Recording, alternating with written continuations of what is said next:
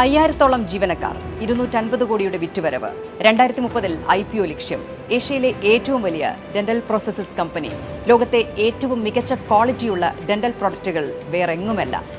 കേരളത്തിന്റെ ഈ മണ്ണിൽ വളർന്ന സംരംഭം ഡെന്റ് കെയർ.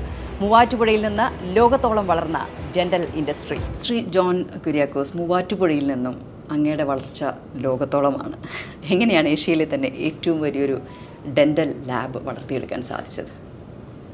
തുടങ്ങുന്ന സമയത്ത് ഇങ്ങനെ വലുതാകണമെന്നുള്ള ആഗ്രഹമൊന്നും ഉണ്ടായിരുന്നില്ല. എൻ്റെ ജീവിത പശ്ചാത്തലം അതായിരുന്നല്ലോ.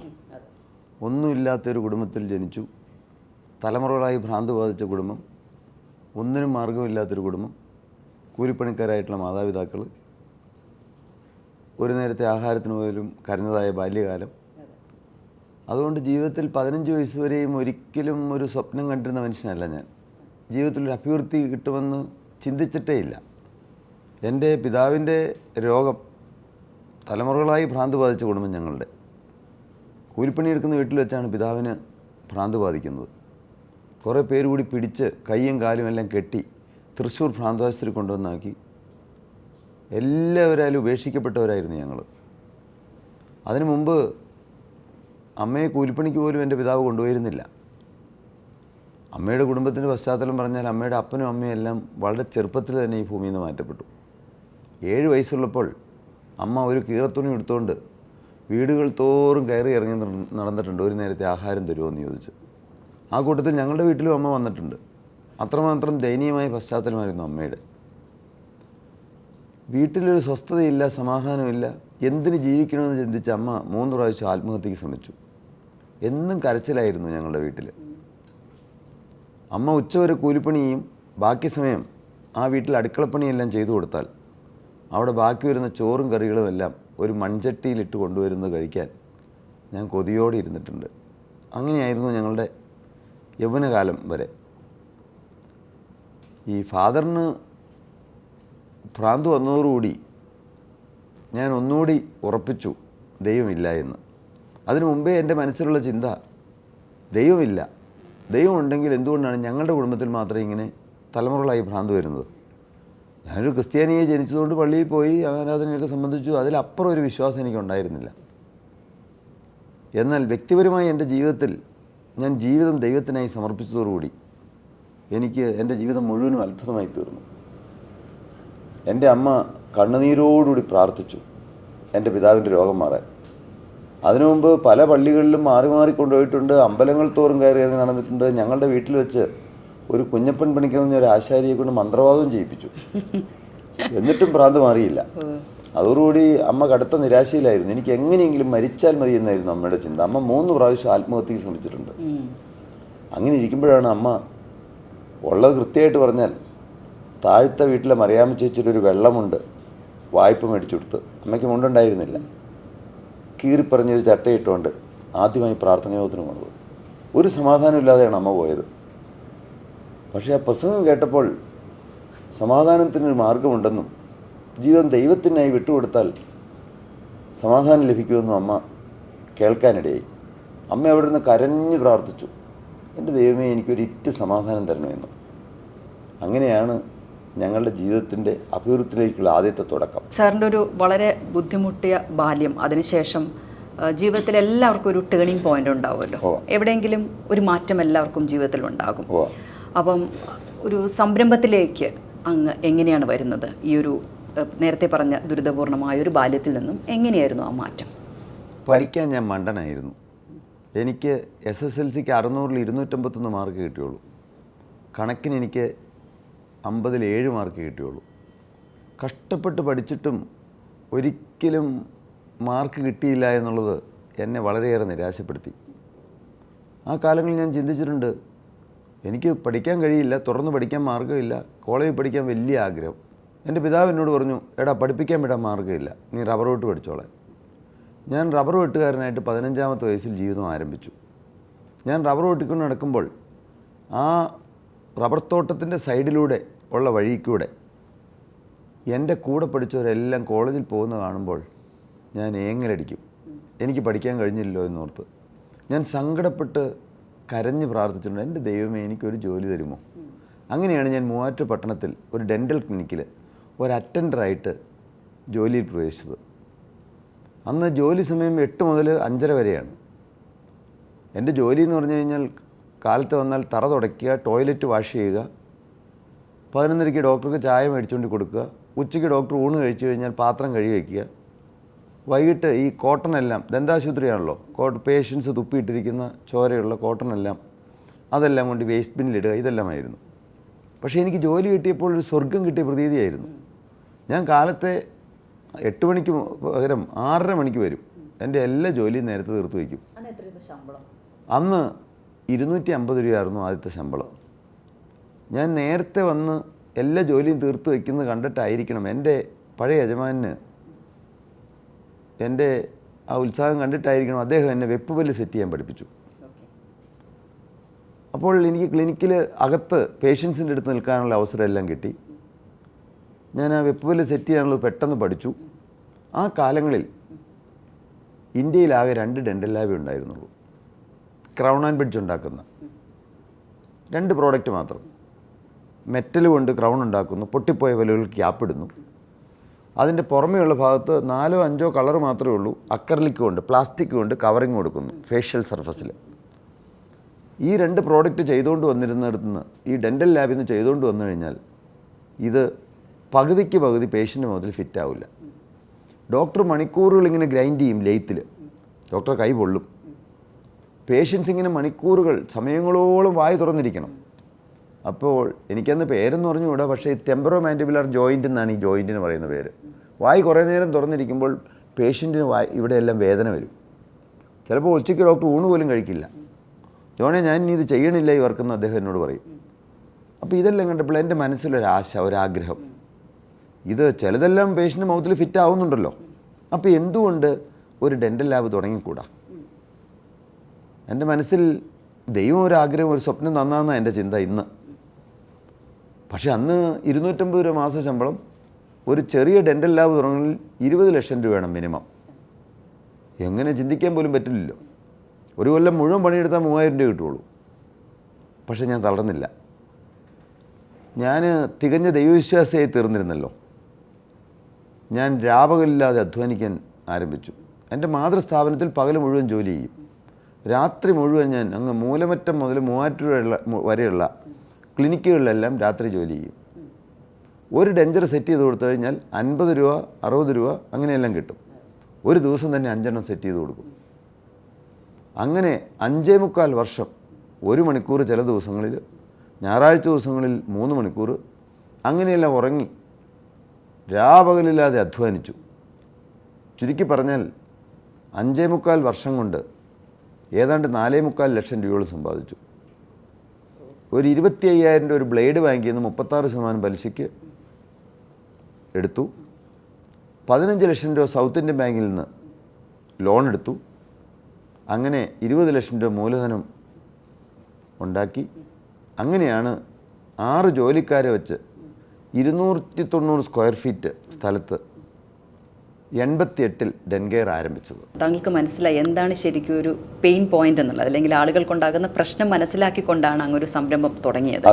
അത് തന്നെ അങ്ങ് അതിനുവേണ്ടി അധ്വാനിച്ചു, വളരെ ബുദ്ധിമുട്ടി കഷ്ടപ്പെട്ട് പൈസ മൂലധനം കണ്ടെത്തിയതിന് ശേഷമാണ് തുടങ്ങുന്നത്. പക്ഷെ അന്നൊക്കെ ആളുകൾക്ക് സ്വാഭാവികമായിട്ടും പരമ്പരാഗത വ്യവസായം അല്ലെങ്കിൽ അത്തരം സംരംഭത്തെക്കുറിച്ച് ആലോചിക്കുന്ന ഒരു സമയമായിരുന്നല്ലോ. അപ്പം എൻ്റെ മേഖല ഈ ഒരു ഡെൻ്റൽ രംഗമാണെന്ന്, അല്ലെങ്കിൽ ഇതെനിക്ക് വഴങ്ങുന്നതാണെന്ന് എങ്ങനെയാണ് മനസ്സിലായത്? ഞാൻ ചുരുങ്ങിയ കാലം കൊണ്ട് 6 വർഷമായി ഡെൻ്റൽ ക്ലിനിക്കിൽ നിന്നപ്പോൾ ഒരു കാര്യം എനിക്ക് ബോധ്യപ്പെട്ടു.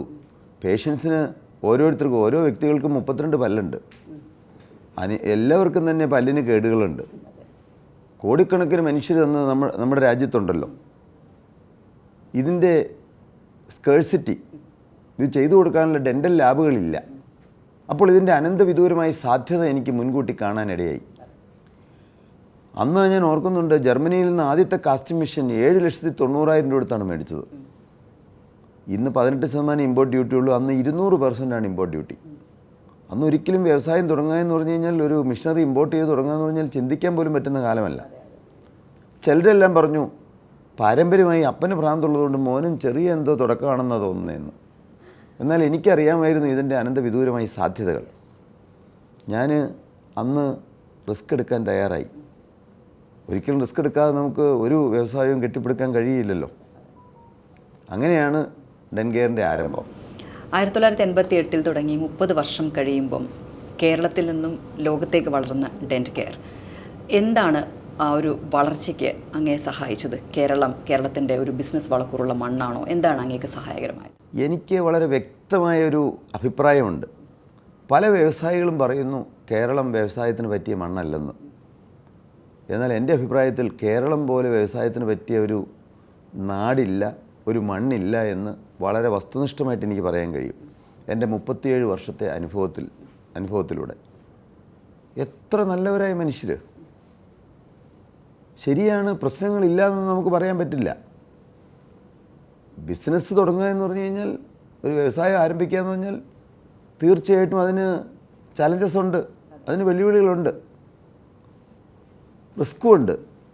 അതൊന്നും ഏറ്റെടുക്കാൻ തയ്യാറില്ലാത്തൊരു വ്യവസായം തുടങ്ങാതെ എവിടെയെങ്കിലും ജോലിയൊക്കെ ആയിട്ട് ജീവിക്കണതാണ് നല്ലത്. എന്നാൽ തുടങ്ങിയ കാലത്ത് മുതൽ പ്രശ്നങ്ങളില്ലെന്നല്ല, സാഹചര്യം പ്രതികൂലമാണെന്ന് ചിന്തിക്കുന്നവർക്ക് അതെല്ലാം പ്രതികൂലമാണ്. ഏത് സാഹചര്യവും, എത്ര പ്രതികൂലമായ സാഹചര്യവും നമ്മൾ തന്മയത്വത്തോടെ ഏത് സാഹചര്യത്തെയും നേരിട്ടാൽ, തുറന്ന മനസ്സോടെ നല്ല ചിന്തയോടെ കാര്യങ്ങൾ നോക്കിക്കാണാൻ ഇടയായാൽ ഒരു പ്രയാസവുമില്ലാതെ ഏത് വ്യവസായവും നടത്തിക്കൊണ്ടുപോകാൻ പറ്റുമെന്നാണ് എൻ്റെ അഭിപ്രായം. ഓക്കെ, ഡെൻകെയറിൻ്റെ ഒരു അനുഭവത്തിൽ നിന്നോ അല്ലെങ്കിൽ പൊതുവെ ഒരു വ്യവസായത്തിൻ്റെ മൊത്തം എടുക്കുകയാണെങ്കിൽ എന്താണ് കേരളത്തിൻ്റെ സ്ട്രെങ്ത്? ഏറ്റവും നല്ല സ്കിൽഡ് ആയിട്ടുള്ള ലേബർ ഫോഴ്സ് ആണോ, അല്ലെങ്കിൽ ഇതിൻ്റെ ജോഗ്രഫി ആണോ? എന്താണ് കേരളത്തെ യൂണീക്ക് ആക്കുന്നത്? ഏറ്റവും പരമപ്രധാനമായ കാര്യം വളരെ സ്കിൽഡായിട്ടുള്ള, അർപ്പണബോധമുള്ള ജോലിക്കാരാണ് ഒരു കാര്യം. രണ്ട്, ഇന്നത്തെ സാഹചര്യം ഞാൻ പറഞ്ഞു കഴിഞ്ഞാൽ, അന്ന് 37 വർഷം മുമ്പുള്ള സാഹചര്യം, ഞാൻ 14 പ്രാവശ്യം കേവലം 15% സബ്സിഡി കിട്ടാൻ വേണ്ടിയിട്ട് എറണാകുളത്തെ ഇൻഡസ്ട്രിയൽ ഓഫീസിൽ പോയി. ഞാൻ ആരെയും കുറ്റപ്പെടുത്തുകയല്ല. എന്നാൽ ഇന്ന് പ്രത്യേകിച്ച് നമ്മുടെ ഇൻഡസ്ട്രിയൽ മിനിസ്റ്റർ, പേരെടുത്ത് പറഞ്ഞാൽ തെറ്റാവുമല്ലെന്ന് എനിക്ക് അറിഞ്ഞുകൂടാ, രാജീവ് സാറ് ഒരു വളരെ പോസിറ്റീവായിട്ട് എല്ലാ കാര്യങ്ങളെയും നോക്കിക്കാണുകയും വ്യവസായത്തിന് വേണ്ടതായി ഏറ്റവും നല്ല അനുകൂല സാഹചര്യം സൃഷ്ടിച്ചെടുക്കുകയും ചെയ്യുന്ന ഒരു വ്യക്തിയാണെന്ന് എനിക്ക് നല്ല ചങ്കുറപ്പോടെ പറയാൻ കഴിയും. അദ്ദേഹം ചെയ്യാവുന്നതെല്ലാം ഇന്ന് ഈ നാടിന് വേണ്ടി ചെയ്യാൻ അദ്ദേഹം പരമാവധി യത്നിക്കുന്നുണ്ട്. ഇന്ന് ഏറ്റവും നല്ല സാഹചര്യമാണ് കേരളത്തിൽ. ഇന്ന് തുടങ്ങിയൊരു വ്യവസായം വിജയിപ്പിക്കാൻ പറ്റിയില്ലെങ്കിൽ ഇനി ഒരിക്കലും കേരളത്തിലൊരു വ്യവസായം തുടങ്ങി വിജയിപ്പിക്കാൻ പറ്റുമെന്ന് ഞാൻ ചിന്തിക്കുന്നില്ല. ഒരുപക്ഷെ ഞാൻ പറയുന്നത് വ്യവസായികളായ പലർക്കും അത്, അല്ലെങ്കിൽ വ്യാപാരികളും വ്യവസായികളും ആളുകൾക്ക് അത് ഒരുപക്ഷെ അത് അങ്ങനെ തന്നെ ഉൾക്കൊള്ളാൻ കഴിയുമെന്ന് തോന്നുന്നില്ല. എനിക്ക് എൻ്റെ അനുഭവമല്ലേ പറയാൻ കഴിയുള്ളൂ. എൻ്റെ കഴിഞ്ഞ 37 വർഷത്തെ അനുഭവത്തിൽ ഇന്ന് ഏറ്റവും പറ്റിയ ഒരു സാഹചര്യമാണ് വ്യവസായം തുടങ്ങാം. ഓക്കെ, ഇപ്പം വരാനിരിക്കുന്ന സംരംഭകരോട് അല്ലെങ്കിൽ നിലവിൽ ഇവിടെ സംരംഭം ചെയ്യുന്നവരോട് അങ്ങയുടെ എക്സ്പീരിയൻസിൽ നിന്നും എന്താണ് അങ്ങേക്ക് പറയാനുള്ളത്? ഇപ്പം തീർച്ചയായും അങ്ങ് പറഞ്ഞു വളരെ ആപ്റ്റായിട്ടുള്ളൊരു സമയമാണ് സംരംഭം തുടങ്ങാൻ എന്നുള്ളത്. അതോടൊപ്പം തന്നെ എന്തൊക്കെ കാര്യങ്ങൾ ശ്രദ്ധിക്കണം, എന്താണ് അങ്ങേക്ക് അവരോട് ഒരു അഡ്വൈസ് ആയിട്ട് കൊടുക്കാനുള്ളത്? ഏതൊരു വ്യവസായം തുടങ്ങുമ്പോഴും നിശ്ചയമായും ആ തുടങ്ങുന്ന സമയത്തുള്ള ഉത്സാഹം, അവസാനിപ്പിക്കുന്ന അഥവാ റിട്ടയർമെൻറ്റ് ചെയ്ത് പോകുന്ന ആ സമയം വരെ ഒരേപോലെ ഉത്സാഹം ഉണ്ടായിരിക്കുന്നതാണ് ഒരു കാര്യം എനിക്ക് പറയാനുള്ളത്. രണ്ടാമത്തെ കാര്യം, നമ്മൾ എന്നും ഒരു അച്ചടക്കമുള്ള ജോലിക്കാരനായിട്ട് അവിടെ പ്രവർത്തിക്കണം. ഞാൻ പ്രത്യേകം എടുത്തു പറയുന്ന കാര്യം ജോലിക്കാരൻ എന്നാണ്. അച്ചടക്കത്തിൻ്റെ കാര്യത്തിൽ ജോലിക്കാരൻ വന്നാൽ കൃത്യമായി പഞ്ച് ചെയ്യണം, കൃത്യസമയത്ത് വരണം, നമ്മൾക്ക് ആ ഉത്സാഹം ഉണ്ടായിരിക്കണം. രണ്ട്, ഒരു ജോലിക്കാരൻ എന്ന രീതിയിൽ മാത്രമേ നാം ഈ സംരംഭത്തിൽ നിന്ന് ജോലിക്കാരന് എത്ര ശമ്പളം കിട്ടും, ആ ശമ്പളം എടുത്ത് മാത്രമേ ജീവിതത്തിൽ ചെലവഴിക്കാവൂ. ഒരു കാരണവശാലും മൂലധനത്തിൽ നിന്ന് ആ സംരംഭത്തിലുണ്ടാകുന്ന അപ്പപ്പോഴുണ്ടാകുന്ന ലാഭം നോക്കി അത് മുഴുവൻ ഊറ്റിക്കൊണ്ടുപോകാൻ ശ്രമിക്കരുത്. അങ്ങനെ വന്നാൽ വ്യവസായം ഒരിക്കലും വളരില്ല. എൻ്റെ അനുഭവം പറഞ്ഞാൽ, ഞാൻ 25 വർഷത്തിന് ശേഷമാണ് വീട് പണിതത്. അതുവരെ റെൻറ്റഡ് ഹൗസിലാണ് കഴിഞ്ഞത്. കുറച്ച് കാലം കഴിഞ്ഞപ്പോൾ ചെറിയ വീടൊക്കെ വാങ്ങിച്ചു. എന്നാലും സ്വന്തമായിട്ടൊരു നല്ല വീട് ചെയ്തത് 25 വർഷത്തിന് ശേഷമാണ്. പലരും എന്താണെന്ന് ചോദിച്ചു കഴിഞ്ഞാൽ, ഒരു നിശ്ചിത വരുമാനം വന്നു തുടങ്ങുമ്പോൾ അതിനൊരു പകുതി പൈസ എടുത്തിട്ട് നല്ലൊരു കാറ് മേടിക്കും, വില കൂടിയൊരു കാറ് മേടിക്കും. പിന്നെ അതിൻ്റെ ബാക്കി കിട്ടുന്ന വരുമാനം ഉപയോഗിച്ചൊരു നല്ല വീട്, ആ സ്റ്റാറ്റസിനനുസരിച്ച് വീട് വേണമെന്ന് ചിന്തിക്കും. പതിയെ ഏതെങ്കിലും ഒരു സമയത്ത് ആ ബിസിനസ് ഒന്ന് തളരാൻ തുടങ്ങുമ്പോഴേക്കും നമ്മൾ കഷ്ടപ്പെട്ട് അധ്വാനിച്ചതും നേടിയെടുത്തതും എല്ലാം ബാങ്ക് പിടിച്ചുകൊണ്ട് പോകുന്ന സ്ഥിതിയിലേക്ക് വരുന്ന ദയനീയമായ സ്ഥിതി കാണാറുണ്ട്. അതിന് ഒരു തടയിടണമെങ്കിൽ ആ അച്ചടക്കമുള്ള ജോലിക്കാരനായിട്ട് എന്നും ഞാൻ പ്രവർത്തിക്കുമെന്നുള്ള ആ ഒരു ചിന്തയുണ്ടെങ്കിൽ ഒരിക്കലും അങ്ങനെ ഒരു കെടുതിയിലേക്ക് പോകാതെ നമുക്ക് സൂക്ഷിക്കാൻ പറ്റും. ഓക്കെ, ഒരു സംരംഭം എന്നതോടൊപ്പം തന്നെ എത്രയോ പേർക്കുള്ള തൊഴിലാണ് ഡെൻ കെയർ പോലുള്ള സ്ഥാപനങ്ങൾ കൊടുക്കുന്നത്. ഇപ്പം മൂവാറ്റുപുഴ സ്ഥലത്ത് വളരെ എസ്റ്റാബ്ലിഷ്ഡ് ആയിട്ട് 30 വർഷത്തിലധികം റൺ ചെയ്യുന്നൊരു കമ്പനി എത്ര തൊഴിൽ സൃഷ്ടിക്കുന്നുണ്ട്, അല്ലെങ്കിൽ എത്ര പേരുടെ തൊഴിൽ ചെയ്യുന്നുണ്ട്? അത് കേരളത്തിനകത്തും പുറത്തുമുള്ളവരുണ്ടോ? എങ്ങനെയാണ് അതിൻ്റെ ഒരു വർക്ക് ഫോഴ്സ്? ഞങ്ങൾക്ക് ആകെ ഡെൻ കെയറിൽ ഇപ്പോൾ 4200 ജോലിക്കാരുണ്ട്. എന്നാൽ ഏതാണ്ട് 3750 പേരും ഇവിടെ തന്നെയാണ്, മൂവാറ്റുപുഴ തന്നെയാണ് ജോലി ചെയ്യുന്നത്. ഇന്ത്യയുടെ വിവിധ സംസ്ഥാനങ്ങളിൽ ഞങ്ങൾക്ക് സ്ഥാപനങ്ങളുണ്ട്. അത് തുടങ്ങാനും ഒരു മുഖാന്തരമുണ്ടായത് 2018 പ്രളയത്തിൻ്റെ സമയത്ത് 3 ദിവസം ഇവിടെ അടച്ചിടേണ്ടതായിട്ട് വന്നു. അപ്പോൾ ഞങ്ങളുടെ ക്ലയൻസിന് ചിലർക്കെല്ലാം അത് പ്രയാസം നേരിട്ടു. കാരണം പേഷ്യൻസ് എല്ലാം ഈ ലാസ്റ്റ് മൊമെൻറ്റിലാണ് ക്ലിനിക്കിൽ വരുള്ളൂ. അവർക്ക് വേഗം തന്നെ പല്ല് വെച്ചിട്ട് പോവുകയും ചെയ്യണം. അപ്പോൾ അങ്ങനെ ഒരു സാഹചര്യം നേരിട്ടപ്പോൾ അന്ന് ഞാൻ മാറ്റി ചിന്തിച്ചു, വിവിധ സ്ഥലങ്ങളിൽ, ഇന്ത്യയുടെ വിവിധ സ്റ്റേറ്റുകളിൽ ചെറിയ ചെറിയ യൂണിറ്റുകൾ, ഇവിടെ ഞങ്ങൾ 450ഓളം പ്രോഡക്റ്റ്സ് ഉണ്ടാക്കുന്നുണ്ട്. എന്നാൽ ഇന്ത്യയുടെ വിവിധ സ്ഥലങ്ങളിൽ, മുംബൈയിലും ഡൽഹിയിലും ഹൈദരാബാദിലും കൊൽക്കത്തയിലും ബാംഗ്ലൂരും, റീസെൻ്റ്ലി കഴിഞ്ഞ ജനുവരി 9 ചെന്നൈയിലും, അങ്ങനെ 6 യൂണിറ്റുകൾ ഇപ്പോൾ ഞങ്ങൾക്കുണ്ട്. അവിടെ കേവലം 10 പ്രോഡക്റ്റ് മാത്രമേ ഉണ്ടാക്കുന്നുള്ളൂ. അതാത് സ്ഥലങ്ങളിൽ അതാത് സ്ഥലത്തുള്ള ലോക്കൽസിനെ എടുത്ത് ഇവിടെ തന്നെ കൊണ്ടുവന്ന്, ഇവിടെ ഡെൻ കെയറിൽ 1.5 വർഷത്തേക്ക് ഇവിടെ കൊണ്ടുവന്ന്, ഇവിടെ ഞങ്ങളുടെ Den care institute of dental technology, നല്ല ഭംഗിയായി പഠിപ്പിക്കുന്ന ഡോക്ടേഴ്സുണ്ട്, അതിന് നേതൃത്വം കൊടുക്കുന്ന ഏറ്റവും മികച്ച നിലവാരം പുലർത്തുന്ന ടെക്നീഷ്യൻസ് ഉണ്ട്. അവരെ കൊണ്ട് തന്നെ ബേസിക് മുതൽ ഈ 1.5 കൊല്ലം കൊണ്ട് മുഴുവൻ പഠിപ്പിച്ച് പ്രാക്ടീസ് കൊടുത്ത് ഞങ്ങൾക്ക് തൃപ്തിയായതിനു ശേഷം അതാത് സ്ഥലങ്ങളിലേക്ക് പോസ്റ്റ് ചെയ്യുകയാണ് പതിവ്. ഇപ്പം ഡെൻ കെയർ അങ്ങ് സൂചിപ്പിച്ചു, ഒരു 250 രൂപ സാലറിയിൽ നിന്ന് തുടങ്ങിയതാണ് അങ്ങനെ ജേണി. ഇപ്പം അത് ഏഷ്യയിലെ തന്നെ ഏറ്റവും വലിയ ഡെന്റൽ പ്രോസസ്സസ് കമ്പനികളൊന്നായി ഡെൻ കെയർ മാറിക്കഴിഞ്ഞു. അതിൻ്റെ ഒരു ടേൺ ഓവർ അല്ലെങ്കിൽ പ്രോഫിറ്റ് എല്ലാം അങ്ങ് ആഗ്രഹിച്ചതുപോലെ തന്നെ അതിൻ്റെ ഒരു ഗ്രോത്ത് വന്നിട്ടുണ്ടോ? ദൈവത്തിൻ്റെ കരുണ കൊണ്ട് എല്ലാം ഭംഗിയായിട്ടാണ് ഇപ്പോൾ പോകുന്നത്. അന്ന് 250 രൂപ ശമ്പളത്തിനാണ് ഞാൻ മൂവാറ്റുപുഴ പട്ടണത്തിൽ വന്നതെങ്കിൽ, ഒരു മാസ ശമ്പളത്തിന് വന്നതെങ്കിൽ, ഇന്ന് ഒരു മാസം ശമ്പളം കൊടുക്കാൻ ഏതാണ്ട് 11 കോടി രൂപയോളം വേണം. അന്ന് 6 ജോലിക്കാർ വെച്ചാണ് തുടങ്ങിയതെങ്കിൽ ഇന്ന് 4200ഓളം ജോലിക്കാരുണ്ട്, ട്രെയിനീസ് അടക്കം. വിവിധ സ്ഥലങ്ങളിലേക്ക് ട്രെയിനിങ് കൊടുക്കാനായിട്ട് ഏതാണ്ട് 500ഓളം പേര് എക്സ്ട്രാ ഉണ്ട്. അവരോട് കൂടിയാണ് ഈ 4200 എന്ന് പറഞ്ഞത്. ഇന്ത്യയിൽ മാത്രമല്ല, വിദേശത്തും, ഓസ്ട്രേലിയയിലും ന്യൂസിലൻഡിലും UK-യിലും USA-യിലും UAE-യിലും എല്ലാം ഞങ്ങൾക്ക് മാനുഫാക്ചറിങ് യൂണിറ്റുകളുണ്ട്. ഞാൻ ആഗ്രഹിച്ചത് 2030 ആകുമ്പോഴത്തേക്കും മിനിമം 1000 കോടി ടേൺ ഓവറിലേക്ക് എത്തണമെന്നാണ്. കോവിഡ് വന്നതുകൊണ്ട് 2020 എല്ലാം തീർന്നെന്ന് ചിന്തിച്ച കാലങ്ങളായിരുന്നു. അന്ന് ഒരു മാസം ശമ്പളം കൊടുക്കാൻ ഏതാണ്ട് 8 കോടിയിൽ താഴെ മതി. മാർച്ച് 17 എല്ലാം പൂട്ടിക്കെട്ടി. ഒരുപടി വർക്കുകൾ കൊടുക്കാനായിട്ട്, ഡെലിവറി ചെയ്യാനായിട്ട് ഇവിടെയുണ്ട്, എങ്ങും ഡെലിവറി ചെയ്യാൻ പറ്റാത്ത സാഹചര്യം. എല്ലാം പൂട്ടപ്പെട്ടു പോയെന്ന് ചിന്തിച്ച ഒരു സാഹചര്യം. 18.5 കോടി രൂപ ഫീൽഡിൽ നിന്ന് കിട്ടാനുണ്ട്. കുറേ അധികം ക്ലിനിക്കുകൾ അടച്ചുപോയി. എല്ലാം തീർന്നെന്ന് ചിന്തിച്ച ആ സാഹചര്യത്തിൽ എന്തു ചെയ്യുമെന്നോർത്ത് ഞാൻ വലഞ്ഞു പോയിരുന്നു.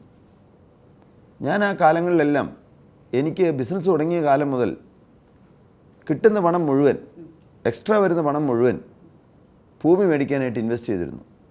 എൻ്റെ മനസ്സിലെ ചിന്ത, ഏതെങ്കിലും ഒരു ഭൂമി ചൂണ്ടിക്കാണിച്ചു കഴിഞ്ഞാൽ അപ്പം തന്നെ പണം കിട്ടും ആവശ്യത്തിന്. പക്ഷേ കോവിഡ് വന്നപ്പോൾ ആർക്കും ഭൂമി വേണ്ട.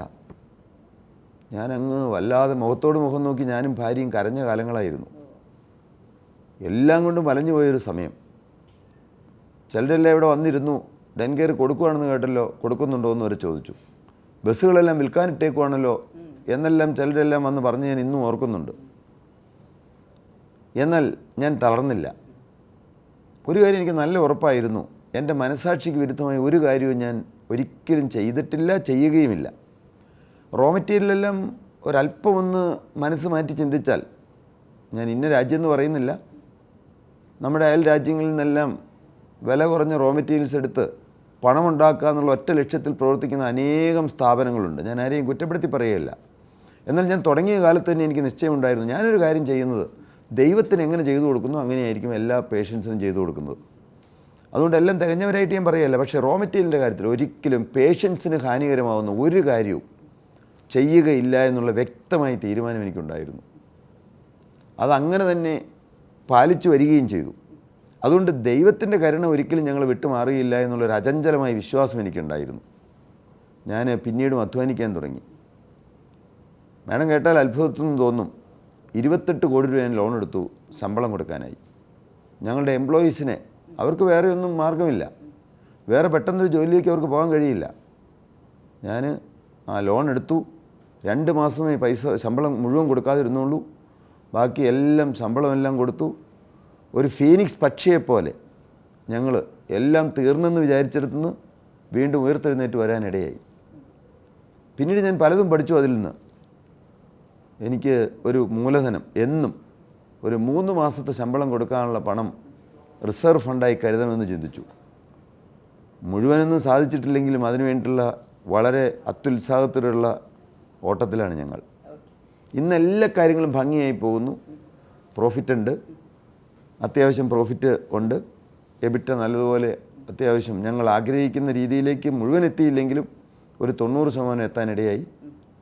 ഞങ്ങളിപ്പോൾ ഇനി വീണ്ടും ഫർദർ ഇൻവെസ്റ്റ്മെൻറ്റ് ഞങ്ങൾക്ക് ആവശ്യമുണ്ട്. ഏറ്റവും ലേറ്റസ്റ്റ് ആയിട്ടുള്ള വളരെ സൊഫിസ്റ്റിക്കേറ്റഡ് ആയിട്ടുള്ള മെഷീൻസ് എല്ലാം റോബോട്ടിൻ്റെ സഹായത്തോടെ ചെയ്യേണ്ടതായ AI വെച്ചിട്ടുള്ള സംവിധാനങ്ങളെല്ലാം വന്നു കഴിഞ്ഞു. അതിനു വേണ്ടിയിട്ട് ഇനിയും പണം ഞങ്ങൾക്ക് ഇൻവെസ്റ്റ് ചെയ്യേണ്ടതുണ്ട്. ഏതാണ്ടൊരു 40 കോടി രൂപയോളം ഇവിടെ ഇൻവെസ്റ്റ് ചെയ്യണം. ഇനി ഏറ്റവും അടുത്ത ലെവലിലേക്ക് കൊണ്ടുപോകണമെങ്കിൽ തുടർന്ന് ലോൺ എടുക്കാൻ എനിക്ക് പരിപാടി ഇല്ലാത്തതുകൊണ്ട് ഞങ്ങളിപ്പോൾ പ്രൈവറ്റ് ഇക്വിറ്റിക്ക് വേണ്ടിയിട്ട് പോവുകയാണ്. എന്താണ് അതിൻ്റെ ഒരു സ്റ്റേജ്? ഇപ്പോൾ ഏതാണ്ട് 18ഓളം കമ്പനികൾ ഞങ്ങളെ അപ്രോച്ച് ചെയ്തിരുന്നു. അതിൽ നിന്ന് ഞങ്ങളൊരു 5 പേരെ സെലക്ട് ചെയ്ത് അതിൻ്റെ അവസാന പ്രവർത്തന ഘട്ടത്തിലേക്ക് വന്നുകൊണ്ടിരിക്കുകയാണ്. ഒരു ഏപ്രിൽ മെയ്യോടുകൂടി ഫണ്ട് ഇൻവെസ്റ്റ് ചെയ്യുമെന്നാണ് ഞങ്ങൾ പ്രതീക്ഷിക്കുന്നത്. തീർച്ചയായിട്ടും കേരളത്തിൽ നിന്നൊരു ഞങ്ങളെല്ലാവരും ഒരു IPO കൂടെ പ്രതീക്ഷിക്കുന്നുണ്ട് ഡെൻ കെയറിന്. അത് എപ്പോഴാണ് എക്സ്പെക്ട് ചെയ്യാൻ പറ്റുക? തീർച്ചയായിട്ടും ഈ ഫണ്ട് വന്ന് വീണ്ടും ഫർദർ എക്സ്പാൻഷൻസ് എല്ലാം ഞങ്ങളുടെ പ്ലാനിലുണ്ട്. ആ പ്ലാനിനനുസരിച്ച് കാര്യങ്ങളെല്ലാം വരുമെന്ന് തന്നെയാണ് ഞങ്ങളുടെ പ്രതീക്ഷ. അങ്ങനെ വന്നാൽ ഈ 5 വർഷത്തിന് ശേഷം 2030-31 കാലഘട്ടത്തിൽ IPOയ്ക്ക് പോകാൻ തന്നെയാണ് ഞങ്ങളുടെ തീരുമാനം. പിന്നെ നേരത്തെ പറഞ്ഞൊരു ടെക്നോളജിയുടെ കാര്യം കൂടെ ഇന്ന് പ്രത്യേകമായിട്ട് സൂചിപ്പിക്കേണ്ടതുണ്ട്. ഏറ്റവും ലേറ്റസ്റ്റ് ആയിട്ടുള്ള സോഫിസ്റ്റിക്കേറ്റഡ് ആയിട്ടുള്ള ടെക്നോളജി കൂടെ പ്രവർത്തിക്കുന്ന ഒരു സ്ഥാപനം കൂടിയാണ് ഡെൻ കെയർ. അപ്പോൾ അത് മറ്റ് രാജ്യങ്ങളുമായിട്ട് അല്ലെങ്കിൽ പുറത്തു നിന്നുള്ള കൂടുതൽ ഇമ്പോർട്ട് ചെയ്തിട്ടാണ് ഇവിടുത്തെ മെഷീനറി എല്ലാം വരുന്നത്. അത് എന്തുമാത്രം നമുക്ക് നമ്മുടെ പ്രൊഡക്ടിവിറ്റി കൂട്ടാനായിട്ട് സാധിച്ചിട്ടുണ്ട്, അല്ലെങ്കിൽ ഏറ്റവും നല്ല പ്രൊഡക്റ്റുകൾ ആളുകൾക്ക് കൊടുക്കാനായിട്ട് നമുക്ക് സാധിച്ചിട്ടുണ്ട്? എന്നും ഡെന്റിസ്ട്രിയിൽ ഏറ്റവും ഉന്നത നിലവാരം പുറത്തുന്നത്, ഏറ്റവും പുതിയ മെഷീനറികൾ, പുതിയ സാങ്കേതിക വിദ്യകളെല്ലാം ഡെവലപ്പ് ചെയ്യുന്നത് ജർമ്മനിയിലാണ്. ജർമ്മനി, ജപ്പാൻ അങ്ങനെയുള്ള രാജ്യങ്ങളിൽ ഞങ്ങളുടെ ഒരു 90% മെഷീനറിയും ജർമ്മനിയിൽ നിന്നുള്ളതാണ്. അതിൻ്റേതായ ആക്യുറസി എല്ലാ കാര്യങ്ങളിലുമുണ്ട്. ഏതൊരു പുതിയ മെഷീനറി വന്നാലും അത് അപ്പോൾ തന്നെ ഇന്ത്യയിൽ കൊണ്ടുവരിക എന്നുള്ളതിൽ ഞങ്ങൾ പ്രതിജ്ഞാബദ്ധരാണ്. ഞങ്ങളുടെ ഒറ്റ മെഷീൻ തന്നെ 4.25 കോടി രൂപയുള്ള വിലയുള്ള മെഷീനുണ്ട്. Laser sintering technology. 20 microns powder lay ചെയ്ത് അത് സിൻഡർ ചെയ്ത് അത് കാഡ് ക്യാം വഴി ചെയ്യുന്ന ഒരു സംവിധാനം, CAD-ൽ ഡിസൈൻ ചെയ്ത് എല്ലാം ഓട്ടോമാറ്റിക്കായി ചെയ്തു വരുന്ന ഒരു സംവിധാനമുണ്ട്. മെറ്റൽ ഫ്രെയിം കിട്ടുന്നത്. അതെല്ലാം ഇന്ത്യയിൽ കൊണ്ടുവന്നത്, എല്ലാം ഇന്ത്യയിൽ ആദ്യമായി കൊണ്ടുവന്നത് ഞങ്ങളാണ്. ഇന്ത്യയിൽ നിന്നല്ല, ലോകത്ത് ഏതൊരു പുതിയ സംവിധാനം വന്നാലും അത് നമ്മുടെ ഇന്ത്യയിൽ, ഈ കേരളത്തിൽ, നമ്മുടെ മൂവാറ്റുപുഴയിൽ കൊണ്ടുവരിക എന്നുള്ളത് എൻ്റെ ഒരു സ്വപ്നമാണ്. ഇന്ന് വരെ അത് സാധിച്ചിട്ടുണ്ട്. ഇന്ന് നമ്മുടെ ഇവിടെ കിട്ടാത്ത, നമ്മുടെ ഇവിടെ കാണാത്ത ഒരു മെഷീനറിയും ലോകത്തൊരിടത്തും ചെന്നാൽ കാണാൻ കഴിയുകയില്ല. നമ്മുടെ ഇവിടെ ഇല്ലാത്ത ഒരു പ്രോഡക്റ്റും, ഞാൻ പറഞ്ഞല്ലോ 450 പ്രോഡക്റ്റ് ഉണ്ടെന്ന്, വേറെ ഒരിടത്തും ലോകത്തെവിടെ ചെന്ന് നോക്കിയാലും അതുണ്ടാകില്ല. പക്ഷേ ഈ മെഷീനറിയിലൊക്കെ ഒരു ഹ്യൂജ് ഇൻവെസ്റ്റ്മെൻറ്റ് ആവശ്യം വരാറില്ലേ? അപ്പം ഓൾറെഡി ഇപ്പോൾ ഇൻവെസ്റ്റ് ചെയ്തിട്ടുണ്ടല്ലോ ഒരു വലിയ എമൗണ്ട്. ഉണ്ട്. അപ്പം വീണ്ടും വീണ്ടും നമ്മൾ ഇൻവെസ്റ്റ് ചെയ്യുമ്പോൾ അതിൻ്റെ ഒരു ഈ പറഞ്ഞതുപോലെ പ്രൊഡക്ടിവിറ്റിയെ നമുക്ക് കൂടുതൽ സഹായിക്കാൻ സാധിച്ചിട്ടുണ്ട്. അതായത് തീർച്ചയായിട്ടും ബിസിനസ് പരമായിട്ട്. നേരത്തെ നമ്മൾ ഡോക്ടേഴ്സ് ക്ലിനിക്കിൽ ഇംപ്രഷൻ മെറ്റീരിയൽ ട്രേക്കകത്ത് വെച്ച് പേഷ്യൻ്റെ മൗത്തിൽ വെച്ച് പ്രസ് ചെയ്ത് അങ്ങനെ ഒരു നെഗറ്റീവ് കിട്ടുകയും അതിനകത്ത് നമ്മൾ മോഡൽ പോർ ചെയ്യുകയും ചെയ്തിരുന്നു. അങ്ങനെയാണ് മോഡൽ ഉണ്ടാക്കിക്കൊണ്ടിരുന്നത് കൺവെൻഷണൽ മെത്തേഡിൽ. ഇന്ന് കാലം മാറി. ഇന്ന് എല്ലാം ഇൻട്രാ ഓറൽ സ്കാനേഴ്സ് വന്നു. ഒരു മൊബൈൽ ഫോണിൻ്റെ വലിപ്പമുള്ളൂ, ഇത്ര ഏകദേശം വലിപ്പമുള്ളൂ ഇൻട്രാ ഓറൽ സ്കാനർ. ആ സ്കാനർ വെച്ച് ജസ്റ്റ് സ്കാൻ ചെയ്യാം. 2 മിനിറ്റ് താഴെ മതി അപ്പർ ജോയും ലോവർ ജോയും സ്കാൻ ചെയ്തെടുക്കാൻ. ഒരു മിനിറ്റുകൾക്കുള്ളിൽ STL ഫയൽ ഇവിടെ വരും. അതെല്ലാം പ്രിൻ്റ് ചെയ്ത് റെഡിയാക്കി 1.5 മണിക്കൂർ കൊണ്ട് എല്ലാം പ്രിൻ്റ് ചെയ്ത് മോഡലാക്കി ഇവിടെ വരും. അമേരിക്കയിൽ നിന്ന് എടുത്തയക്കുന്നതും അല്ല ലോകത്തിൻ്റെ ഏത് ഭാഗത്തു നിന്ന് അയച്ചാലും 1.5-2 മിനിറ്റ് അല്ലെങ്കിൽ 3 മിനിറ്റിനുള്ളിൽ സാധനം ഇവിടെ എത്തിയിരിക്കും, മോഡൽ ഇവിടെ എത്തിയിരിക്കും, ഇംപ്രഷൻ ഇവിടെ എത്തിയിരിക്കും. അതുകൊണ്ട് ആ ഒരു ഡിപ്പാർട്ട്മെൻറ്റിൽ ഏതാണ്ട് 300 പേരോളം വർക്ക് ചെയ്തിരുന്നു. ഞങ്ങൾ അവരെ എല്ലാം സ്പെഷ്യൽ ട്രെയിനിങ് കൊടുത്ത്, ഒരാളെപ്പോലും ജോലി എന്ന് പറഞ്ഞു വിട്ടിട്ടില്ല, അവർക്ക് സ്പെഷ്യൽ ട്രെയിനിങ് കൊടുത്ത് ഈ കമ്പ്യൂട്ടറിലെല്ലാം പ്രോപ്പറായിട്ട് ട്രെയിനിങ് കൊടുത്ത് അവരെ എല്ലാം മാറ്റി ഈ ഡിജിറ്റൽ ടെക്നോളജിയിലേക്ക് മുഴുവൻ മാറ്റിക്കൊണ്ടിരിക്കുകയാണ്. ഡിജിറ്റലൈസ് ചെയ്ത് വരുമ്പോൾ അതിന് ഒരുപടി സാധ്യതകൾ. ഇനിയുള്ള കാലം എന്ന് പറഞ്ഞാൽ ഡിജിറ്റൽ എല്ലാം ലോകം മുഴുവൻ ഡിജിറ്റലായിക്കൊണ്ടിരിക്കുകയാണല്ലോ. അപ്പോൾ തീർച്ചയായും ഡെൻറ്റിസ്ട്രിയിലും അതുപോലെ തന്നെ അതിനുള്ള എല്ലാ സംവിധാനങ്ങളും വരുന്നുണ്ട്. അതുമൂലം വർക്കിൻ്റെ ആക്യുറസി കൂടും. മനുഷ്യൻ കൈകൊണ്ട് ചെയ്യുന്നതിനേക്കാൾ ഉപരിയായി മാർജിനൽ ഫിറ്റൊക്കെ 10 മൈക്രോൺസ് ആക്യുറസിയിലാണ് നമ്മൾ ചെയ്യുന്നത്. അപ്പോൾ അതുകൊണ്ട് തീർച്ചയായിട്ടും മിഷനറികളെല്ലാം വരുന്നത് ഏറ്റവും നല്ല ആക്യുറസിയിലേക്ക് കൊണ്ടുപോകാൻ ഇടയാകുകയും പ്രൊഡക്ടിവിറ്റി കൂട്ടുകയും അതുമൂലം ബിസിനസ്സിൽ ലാഭം ഉണ്ടാക്കാൻ ഇടയാകുകയും ചെയ്യും. അങ്ങ് നേരത്തെ ഒരു ടേൺ ഓവറിൻ്റെ കാര്യം പറഞ്ഞപ്പോൾ ഡെഫിനറ്റ്ലി അത് 1000 കോടി എന്നുള്ളൊരു ആഗ്രഹത്തിലേക്കായിരുന്നു പറഞ്ഞത്. നമുക്ക് ശരിക്കും പറയുകയാണെങ്കിൽ ഡെന്റ് കെയർ എന്ന കമ്പനിയുടെ ഒരു ടേൺ ഓവർ എങ്ങനെയാണ് പറയാൻ പറ്റുക? ഈ വർഷം ഞങ്ങൾ 285 കോടിയാണ് പ്ലാൻ ചെയ്യുന്നത് ഞങ്ങളുടെ ടേൺ ഓവർ. എന്നാൽ കൂടുതൽ ഇൻവെസ്റ്റ്മെൻറ്റ് വന്ന് 2030 കൂടി മിനിമം 850 കോടിയിലേക്ക് എത്താമെന്നാണ് ഞങ്ങൾ പ്രതീക്ഷിക്കുന്നത്. അതിനാണ് ഞാൻ പറഞ്ഞത് പുതിയ മെഷീനറികൾ വരണം. പഴയ മെഷീനറികൾ പലതും ഉള്ളത് 10 വർഷം പഴക്കമുള്ള മെഷീൻസ് വരെ ഉണ്ട്. അതിൻ്റെ എല്ലാം ഓരോ സമയം കഴിയുമ്പോഴും അതിൻ്റെ ആക്യുറസി 10 മൈക്രോൺസ് ആക്യുറസി എന്ന് പറഞ്ഞാൽ എത്ര സൂക്ഷ്മതയോടെ ചെയ്യുന്ന കാര്യങ്ങളാണിത്. അപ്പോൾ അതുകൊണ്ട് പുതിയ മെഷീനറികൾ അതിൻ്റെ ആ സമയമാവുന്നതനുസരിച്ച് പുതിയ മെഷീനറികൾ മാറ്റി സ്ഥാപിക്കേണ്ട കാര്യങ്ങളെല്ലാം ഉണ്ട്. അതിനെല്ലാം പണം ആവശ്യമാണ്. അതുകൊണ്ടാണ് പുതിയ ഇൻവെസ്റ്റ്മെൻറ്റിലേക്ക് എല്ലാം പോകുന്നത്. ആദ്യമായിട്ട് കേൾക്കുന്ന ഒരാൾക്ക് ശരിക്കും പറഞ്ഞാൽ ഡെന്റ് കെയർ എന്താണ് ചെയ്യുന്നത്? ഇപ്പം പണ്ടൊക്കെയാണ് നമ്മൾ പറയുന്നത് വെപ്പ് പല്ല് എന്നത്. ഇപ്പം അതൊക്കെ മാറി ഇപ്പോൾ സൗന്ദര്യ സംരക്ഷണത്തിൻ്റെ ഭാഗമായിട്ട് പല വിധത്തിലാണല്ലോ ആളുകൾ ചെയ്യുന്നത്. മെറ്റലൊക്കെ മാറി ഇപ്പം നോൺ മെറ്റാലിക്കിലേക്ക് മാറി. ഡെന്റ് കെയർ എന്ന കമ്പനി ശരിക്കും എന്താണ് ചെയ്യുന്നത്? ഡെന്റ് കെയർ ആർട്ടിഫിഷ്യൽ പ്രോസ്തസിസ് ഉണ്ടാക്കുകയാണ്. എന്ന് പറഞ്ഞാൽ 450 പ്രോഡക്റ്റ്സ് ഞങ്ങൾ ഉണ്ടാക്കുന്നുണ്ട്. വെനീറിംഗ് എന്ന് പറഞ്ഞാൽ ഫ്രണ്ടിലെ പല്ലിൻ്റെ കളർ എവിടെയെങ്കിലും ചെറിയ എന്തെങ്കിലും ഒരു അഭംഗി ഉണ്ടെങ്കിൽ വെനീർ ചെയ്ത് കഴിഞ്ഞാൽ 0.3 മില്ലിമീറ്റർ തിക്നെസ്സിൽ വെനീർ ചെയ്ത് പല്ലിന് ഭംഗി ഉണ്ടാക്കാൻ പറ്റും. മറ്റൊരു കാര്യം, 2017-18 വരെ അലൈനർ ഇന്ത്യയിൽ നിലനിന്നിരുന്നില്ല. അന്ന് ഓർത്തോഡോണ്ടിക് ട്രീറ്റ്മെൻറ്റ് വയറും സ്റ്റീൽ വയറും അതിൻ്റെ ബ്രാക്കറ്റ്സും ഒക്കെ വെച്ചാണ് പല്ലുകൾ ചെയ്തുകൊണ്ടിരുന്നത്. അത് പേഷ്യൻസിന് വലിയ ഡിസ്കംഫർട്ടാണ്. എന്നാൽ ഇന്ന് ഡെന്റ് കെയർ ക്ലിയർ അലൈനർ എന്ന് പറഞ്ഞ് ഞങ്ങളൊരു പ്രോഡക്റ്റ് ഇറക്കിയിട്ടുണ്ട്. അത് ശരിക്കും ആ ഡിസൈൻ അനുസരിച്ച് CAD ഡിസൈൻ അനുസരിച്ച് ഡിസൈൻ ചെയ്യുകയും അതൊരു തെർമോപ്ലാസ്റ്റിക് ഷീറ്റാണ്. അതാണ് അതിൻ്റെ ശരിക്കും റോ മെറ്റീരിയൽ. അത് ജർമ്മനിയിൽ നിന്ന് ഇമ്പോർട്ട് ചെയ്യുന്നതാണ്. അത് വെച്ച് ഒന്നും അറിയില്ല, ട്രാൻസ്പെറൻ്റ് ആയിട്ടുള്ള ഷീറ്റ് അലൈനർ എന്നാണ് പറയുന്നത്, ക്ലിയർ അലൈനർ. അത് സൗന്ദര്യത്തിന് പല്ലുകളുടെ ആ നിര തെറ്റുന്നതെല്ലാം ശരിയാക്കാനായിട്ട് കുറച്ച് എക്സ്പെൻസീവാണ്. എങ്കിലും അത് ധാരാളം ചെയ്തു വരുന്നുണ്ട് ഇപ്പോൾ. പിന്നെ ഫിക്സ് ചെയ്ത് വെക്കുന്ന പല്ലിൽ ഒരു കാലത്ത് മെറ്റൽ മാത്രമേ ഉണ്ടായിരുന്നുള്ളൂ. നിക്കൽ ക്രോം മെറ്റൽ ഉപയോഗിച്ചാണ് ചെയ്തിരുന്നത്. പിന്നീടത് കൊബാൾട്ട് ക്രോം മെറ്റലിലേക്ക് മാറി. പിന്നീട് ഇപ്പോൾ ഇപ്പോഴും ഉണ്ട് മെറ്റൽ സെറാമിക്, അഥവാ പോർസിലിൻ കവർ ചെയ്യുന്നു. പോർസിലിൻ ഫ്യൂസ്ഡ് മെറ്റൽ എന്നാണ് പറയുന്നത്, PFM.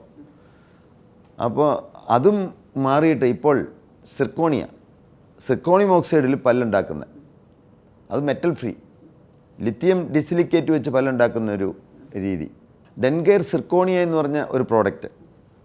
ഡെൻകെയർ സിർക്കോണിയ ഏറ്റവും എന്ന് പറഞ്ഞാൽ മുഴുവൻ തോസോ എന്ന് പറഞ്ഞൊരു കമ്പനിയിൽ നിന്ന് ഏറ്റവും ലോകത്തിൽ കിട്ടാവുന്ന ഏറ്റവും ബെസ്റ്റ് സിർക്കോണിയം ഓക്സൈഡ് ഉപയോഗിച്ചാണ് ഡെൻകെയർ സിർക്കോണിയ ഉണ്ടാക്കുന്നത്. മനുഷ്യ ശരീരത്തിന് ഒരിക്കലും ഹാനികരമില്ലാത്ത, റേഡിയേഷൻ അല്പം പോലും ഇല്ലാത്തൊരു മെറ്റീരിയലാണത്. പലരും ഇൻഡസ്ട്രിയൽ സിർക്കോണി വെച്ചും പല്ലുണ്ടാക്കുന്നുണ്ട്. അങ്ങനെ അനേകം പറഞ്ഞാൽ തീരില്ല. Metal ceramic, metal free ceramic, veneers, inlays, onlays, aligners, cast partial dentures, cast ചെയ്ത് വയ്ക്കുന്ന ഡെഞ്ചേഴ്സ്, അതുപോലെ തന്നെ സെമി റിജിഡായിട്ടുള്ള എന്ന് പറഞ്ഞാൽ പകുതി ഭാഗം ഫിറ്റ് ചെയ്തിട്ട് ബാക്കി ഊരി കഴുകാവുന്ന, എടുത്ത് കഴുകാവുന്ന ടൈപ്പ്, പ്രിസിഷൻ അറ്റാച്ച്മെൻറ്റ്സ്, ഇംപ്ലാൻറ്റ്സ്, വിവിധ തരം ഇംപ്ലാൻറ്റ്സ്, ഇംപ്ലാൻറ്റിൽ തന്നെ implant over dentures, bar attached dentures, അതുപോലെ കംപ്ലീറ്റ് ഡെഞ്ചേഴ്സ്. അതിനകത്ത് തന്നെ ഫ്ലെക്സിബിൾ ഡെഞ്ചറുണ്ട്, നിലത്ത് വീണാൽ ഒട്ടും ഒരു പ്ലേറ്റ് ഒന്നും പൊട്ടില്ലാത്ത ടൈപ്പ് ഡെഞ്ചേഴ്സ്, വളരെ ഫ്ലെക്സിബിളായിട്ടുള്ള മോണയുടെ അതേ കളറിൽ തിരിച്ചറിയില്ലാത്ത ട്രാൻസ്പെറൻ്റ് ആയിട്ടുള്ള നിറമുള്ള അങ്ങനെയുള്ള ഡെഞ്ചേഴ്സ്. അതിനും പുറമെ ഡ്രീം വെൻ്റ് എന്ന് പറഞ്ഞ ആൻറ്റി സ്നോറിങ് ഡിവൈസ്, ഇതിപ്പോൾ ധാരാളം ഡോക്ടേഴ്സ് വാങ്ങിക്കുന്നുണ്ട്. ഞങ്ങളാണ് ഇന്ത്യയിൽ ആകെ, ഞങ്ങൾക്ക് മാത്രമേ ഇത് മാനുഫാക്ചർ ചെയ്യുന്നുള്ളൂ. കൂർക്കം വലി തടയുന്നതിനായിട്ട് വലിയ ഇപ്പോൾ ഭാര്യ ഭർത്താക്കന്മാരുടെ ഇടയിൽ വലിയ പ്രയാസം ഉണ്ടാക്കുന്ന കാര്യമാണ് ഈ കൂർക്കം വലി. ഭർത്താവിന് കൂർക്കം വലി ഉണ്ടെങ്കിൽ ഭാര്യയ്ക്ക് ഉറങ്ങാൻ കഴിയില്ലല്ലോ. നേരെ തിരിച്ചും ഭാര്യയ്ക്കുണ്ടെങ്കിലും ഭർത്താവിന് ഉറങ്ങാൻ കഴിയില്ല. വലിയ ട്രെയിൻ വന്ന മാതിരി സൗണ്ടിലാണ് ചിലർ കൂർക്കം വലിക്കണേ. അതിന് ഏറ്റവും പറ്റിയൊരു ഡിവൈസ് ഞങ്ങൾ കൊണ്ടുവന്നിട്ടുണ്ട്. അത് ഒരു ഓസ്ട്രേലിയൻ പ്രോഡക്റ്റാണ്. അത് ഞങ്ങൾ ഇവിടെയാണ് ഇത് എല്ലാം മാനുഫാക്ചർ ചെയ്യുന്നത്. അത് ഡ്രീം വെൻ്റ് എന്നാണ് അതിൻ്റെ പേര്. അത് ഇന്ത്യയിൽ ഞങ്ങൾക്ക് മാത്രമേ അത് കൊടുക്കാൻ കഴിയുകയുള്ളൂ. അങ്ങ് നേരത്തെ സൂചിപ്പിച്ചല്ലോ, ഒരു പ്രാഥമിക വിദ്യാഭ്യാസം പോലും ഇല്ലാതെ ഒരു സംരംഭത്തിലേക്ക് കടന്നു. പക്ഷേ ആ സംരംഭം എന്ന് പറയുന്നത് ഏറ്റവും സിസ്റ്റമാറ്റിക് ആയിട്ട് പോകുന്നൊരു സംരംഭമാണ്. വളരെ ഭംഗിയായിട്ട് അത് മാനേജ് ചെയ്യുന്നുണ്ട്. നേരത്തെ അതുതന്നെ പ്രൊഫഷണലിസം, നേരത്തെ പറഞ്ഞതുപോലെ ആളുകൾ ഓരോരുത്തരുടെ വരുമ്പോൾ അത് കൃത്യമായി പഞ്ച് ചെയ്യുന്നു. അത് മൈന്യൂട്ട് കാര്യത്തിൽ പോലും അതീവ ശ്രദ്ധ പുലർത്തുന്നുണ്ട്. എങ്ങനെയാണോ ഒരു പ്രൊഫഷണലിസം ബിൽഡ് ചെയ്യാൻ സാധിച്ചത്? എല്ലാ സംരംഭകർക്കും അത് പറ്റിയെന്ന് വരില്ല, പക്ഷേ അത്തരം വിജയിച്ച സംരംഭകർക്കെല്ലാം പിന്നില്ലാത്ത ഒരു പ്രൊഫഷണലിസം ഉണ്ട്. എങ്ങനെയാണ് ഡെൻകെയറും ജോൺ കുര്യാക്കോസും ആ ഒരു പ്രൊഫഷണലിസം ബിൽഡ് ചെയ്തത്? ഞാൻ യാത്ര ചെയ്യാനിടയായത് എൻ്റെ ജീവിതത്തിലെ ഒരു കണ്ണ് തുറപ്പിച്ച സംഭവമായിരുന്നു. ഈ 88-ൽ സ്ഥാപനം തുടങ്ങിയെങ്കിലും ഏതാണ്ട് 1.5-2 വർഷത്തിനുള്ളിൽ ഞാൻ വിദേശയാത്രകൾ നടത്താൻ ആരംഭിച്ചു. ട്രെയിനിങ്ങിന് വേണ്ടിയിട്ട് ഞാൻ ലിച്ചൻസ്റ്റൈൻ എന്ന് പറഞ്ഞൊരു രാജ്യത്ത് പോയി. അവിടെ ആ ട്രെയിനിങ് തരുന്ന ആളുകൾ, ഞാൻ ഇന്നും ഓർക്കുന്നുണ്ട്, ഒരു സൈബർ ഹിൽബെ എന്ന് പറഞ്ഞ ആളാണ് എന്നെ സെറാമിക് പഠിപ്പിച്ചത്. അദ്ദേഹം ആ ചെയ്യുന്ന ആ ആക്യുറസി, ഓരോ കാര്യങ്ങളും ആ പ്രോട്ടോക്കോൾ തെറ്റിക്കാതെ ചെയ്യുന്ന ആ രീതി, അതെല്ലാം എൻ്റെ മനസ്സിനെ ചിന്തിപ്പിച്ചു. ഇവരെല്ലാം അങ്ങനെ ചെയ്യുന്നു, ഓരോ ചെറിയ ചെറിയ കാര്യങ്ങളിലും ആ ക്ലിപ്തത പാലിക്കുന്നു. ആ പെർഫെക്ഷൻ അവരുടെ ഒരു പ്രധാനപ്പെട്ട വിഷയമാണ്. അപ്പോൾ അവർക്കങ്ങനെ ചെയ്യാൻ കഴിയുമെങ്കിൽ എന്തുകൊണ്ട് നമ്മൾക്കായിക്കൂടാ? തുടർന്ന് ഞാൻ ഓരോ കാര്യങ്ങൾ ചെയ്യുമ്പോഴും എല്ലാം അത് സിസ്റ്റമാറ്റിക്കായിട്ട് ചെയ്യണമെന്നുള്ള ചിന്ത എൻ്റെ മനസ്സിലേക്ക് വന്നു.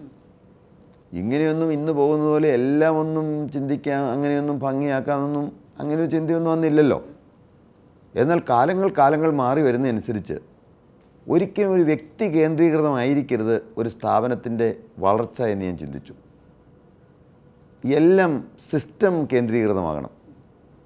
ഏതാനും കൊല്ലം കഴിഞ്ഞപ്പോൾ അതെല്ലാം അങ്ങനെ ആ സിസ്റ്റത്തിലേക്ക് കൊണ്ടുവരാൻ എനിക്ക്